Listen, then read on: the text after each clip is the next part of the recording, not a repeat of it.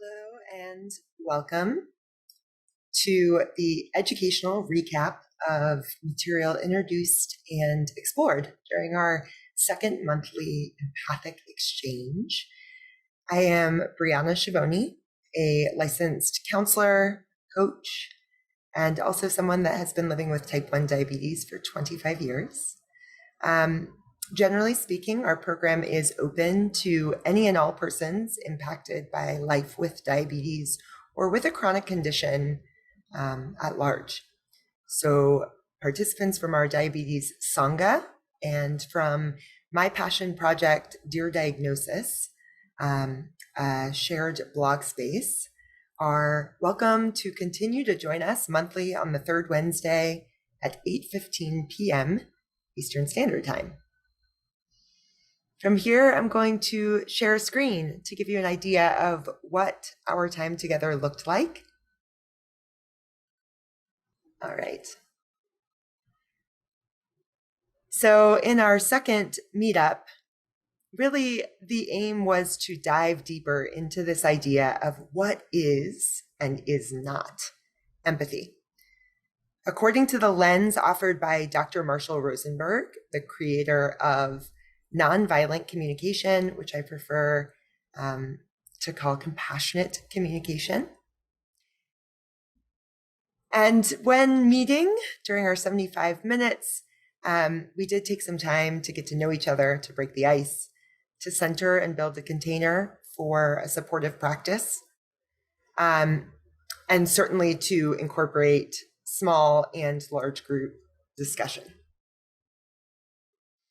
Jumping in, I'd love to just start with this idea of what is empathy and what is it not. So empathy is a way of being with a painful experience so as to understand and for the purposes of cultivating connection.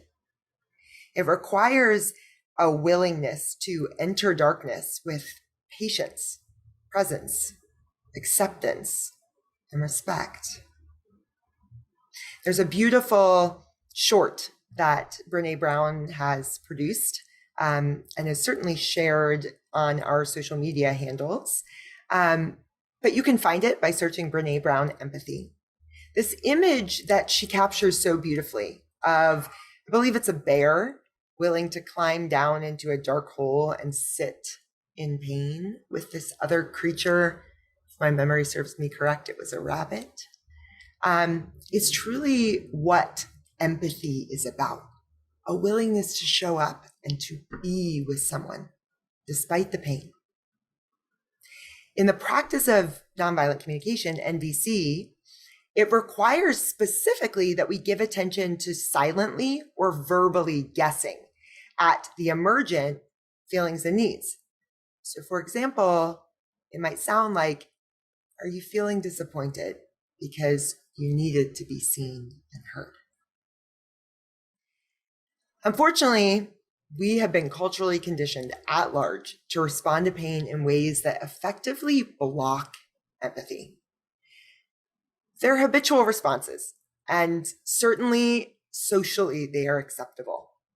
But these habitual responses, while meeting likely some needs like collaboration, problem solving, hope, they're not empathic unto themselves.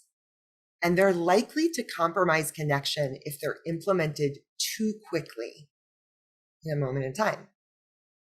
So let's look more so at what I've heard called empathy blockers. I might propose as roadblocks to empathy, certainly ways in which we communicate that more often than not create conflict. Advice giving being the first and foremost. Telling someone how to fix a problem or what you think they should do sounds like, I think you should. Analysis. Interpreting or evaluating a person or a situation. You just feel bad because. Blame. Holding someone accountable to an unfortunate outcome. The fault belongs to. Cheerleading. Assuming the need is for hope or reassurance, going straight to it. You can do it. I believe in you. Commiseration. Agreeing with the speaker's judgments of others. You're right, he's a jerk. Which really generally just fuels that negativity. Comparison, drawing attention to two or more entities while implying that one is better. She's just smarter. He just tried harder. Correction, asserting your opinion, belief, or impression made. That's not how it happened. Denial of responsibility, believing that we are not responsible for our thoughts, feelings, or actions. Sounds like I couldn't help myself. Diagnosis, use of labels or constructs to box in an issue, to maybe explain it away. He must have a personality disorder. Education, use of logic and rationale to inform or instruct. I read about something that you could use to help with evaluation, use of judgment to establish right and wrong, good and bad, which is generally heard as criticism and generally results in shame and or blame. This is better. Guilt tripping, verbal or nonverbal communication that asserts or implies what a person should do, consequently seeking to motivate behavior through guilt or shame.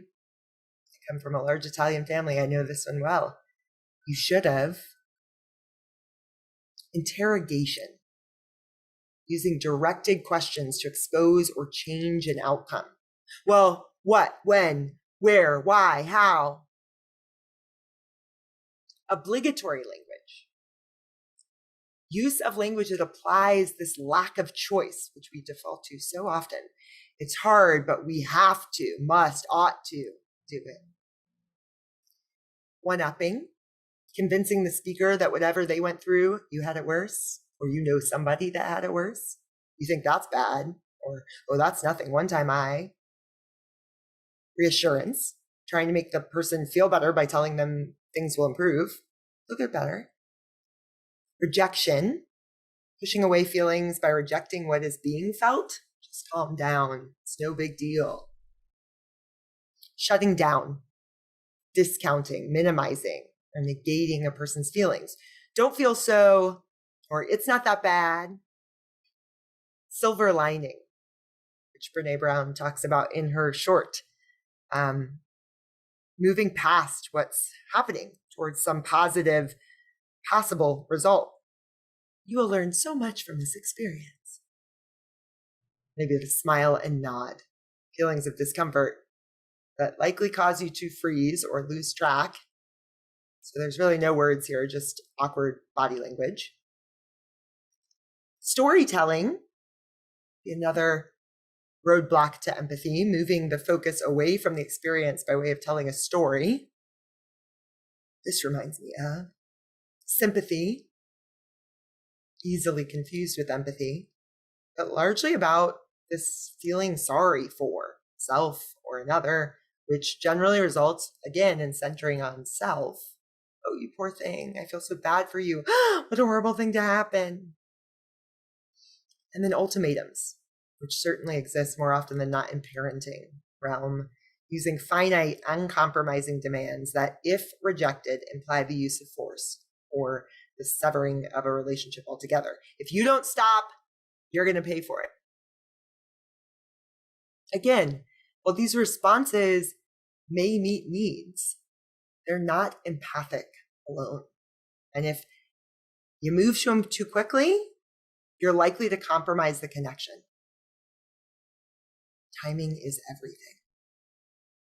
So at this point in our monthly meetup, I invited the group to break up into small groups to really just talk about these roadblocks to empathy and perhaps to consider specifically which of them they've experienced in the context of our healthcare system, whether or not some upset you more than others, which ones are most triggersome, and which we're most guilty of employing ourselves. They're conditioned responses. We're all guilty of leaning into them. Even myself, who has been studying and practicing these skills for years, can easily default. So What is empathy then? There's this growing awareness around what it's not and what maybe we habitually do that gets us into trouble. But what is it? I love these two quotes. One by Kathy Simon. Empathy is the experience of opening to another's humanity. And Dr. Marshall Rosenberg. Empathy is full presence to what is alive for another in the moment. It really formulaically comes down to focusing our attention on feelings and needs, rather than the stories, the thoughts, the strategies that generally are automatic and easily flood us in moments of pain, distress. I love this tool because it gives you a touchstone to come back to in that moment of fill in the blank unpleasant emotion. In this moment of recognizing this person is in pain, I want to help. I need only remember to reflect, to guess at feelings and needs, which again generally sounds like, are you feeling because you're needing?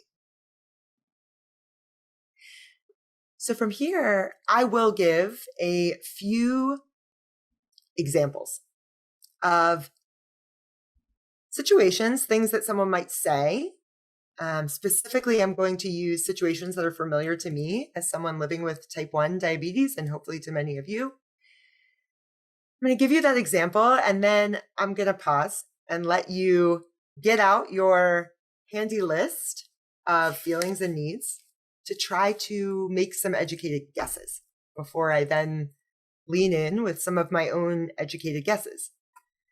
In the show notes, you'll find links to not only that list of empathy blockers that we've just reviewed, but also to this pocket-sized list of feelings and needs, a longer list of feelings and needs, and a list of sensory words we can use to describe our felt experience in a moment when the emotional vocabulary doesn't feel helpful or even accessible.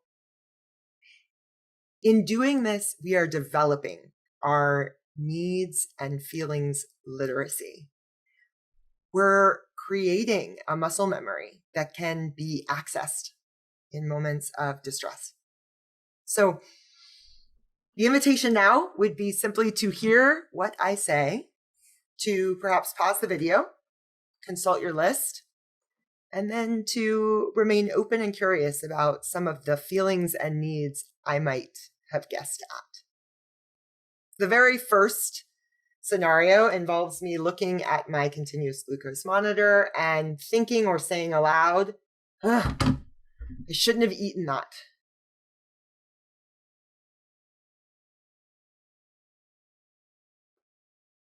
Pause if you need to.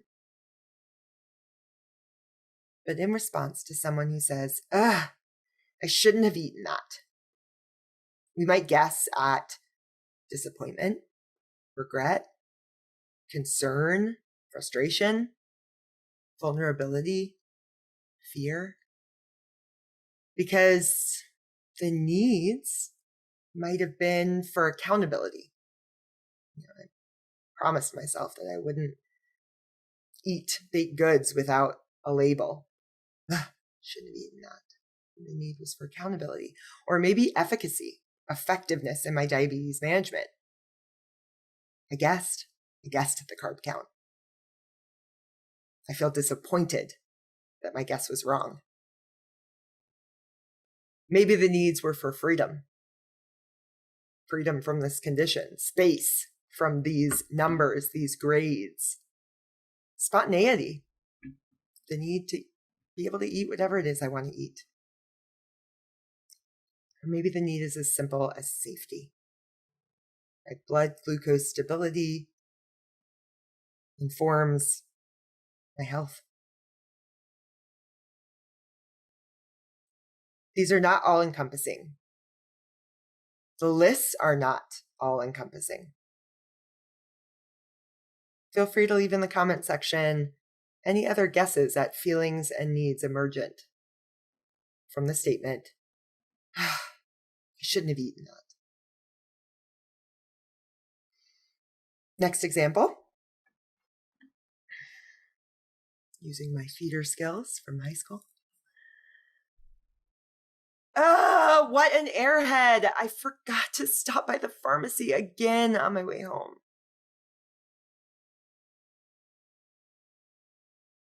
Instant replay. Ugh, what an airhead. I forgot to stop by the pharmacy again on my way home. You might stop the video to consult your list. If I was present to this person, or even present to my own thoughts, I might wonder aloud, are you feeling frustrated? Agitated? Resentful? Surprised? Insecure? Embarrassed?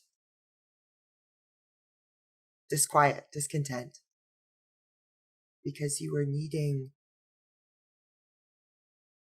awareness, self-reliability, trust, ease, order, or maybe spontaneity. What guesses do you have? Let's go for a third and final example.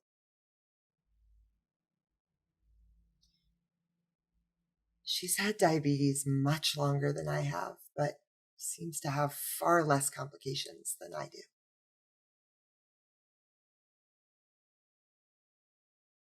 Once more.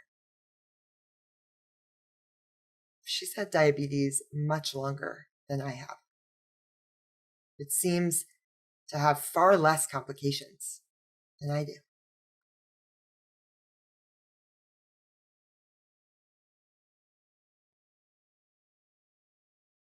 Am I feeling baffled, bewildered, puzzled, torn?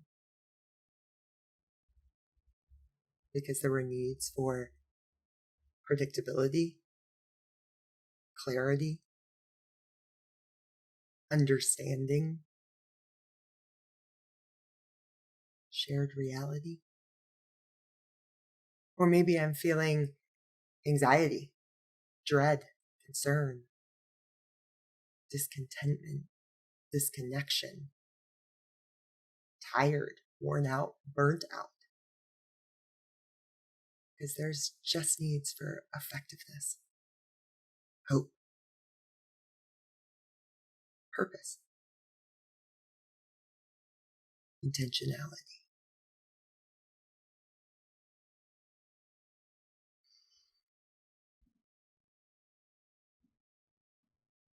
Let me share the screen once more.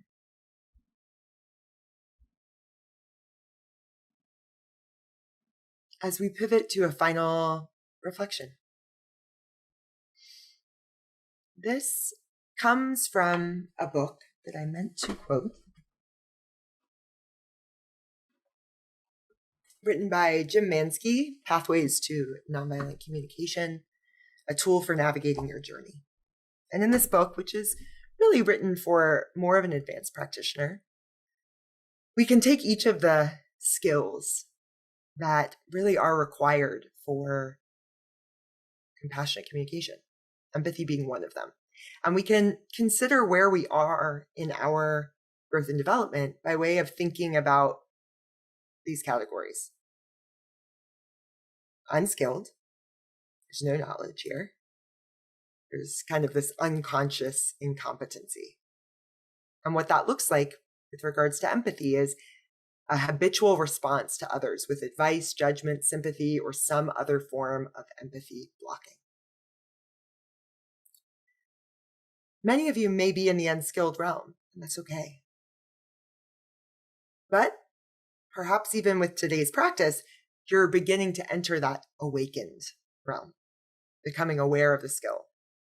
You're consciously incompetent. It looks and sounds like getting easily distracted, lost in the story, but able to guess at feelings and needs, probably with the use of a list. There's this dawning intention to connect through patience, presence, acceptance, and respect. For some, you might actually be here in the capable realm. There's more of this conscious competency. You're able to use the skill with some effort, but it's largely natural. Capable of being with a painful experience without trying to change it. Able to reflect another's experience without evaluation or reliance on an external source. Or maybe you have surpassed all of this education and you are here in the integrated level of practice. There's a natural use in the skill that comes with ease and flow. You are unconsciously competent, naturally focused and energized when being present with another's experience, with unconditional acceptance and ease and reflection of feelings and needs.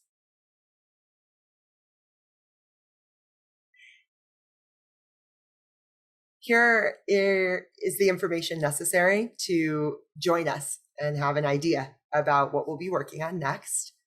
Continuing to build this literacy around feelings and needs, September 21st, 8:15 p.m. In the interim, perhaps it's helpful to consider where on that growth chart you are in your practice of empathy, in your ability to guess at feelings and needs, and set an intention of sorts. Perhaps it's simply to print off some of the show note attachments. Maybe it's to begin to practice yourself being a wonderful guinea pig in moments where you feel an unpleasant emotion, leaning into your list and asking yourself, am I feeling this because I'm needing this? When you get to the root of the issue, you'll feel it. It's almost like the body has this way of saying, yes, thank you. It's inner reality. Yes, you see me, you hear me, you understand me.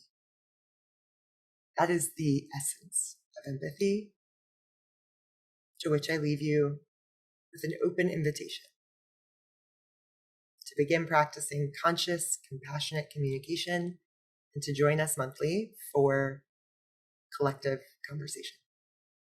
Until next time, be well.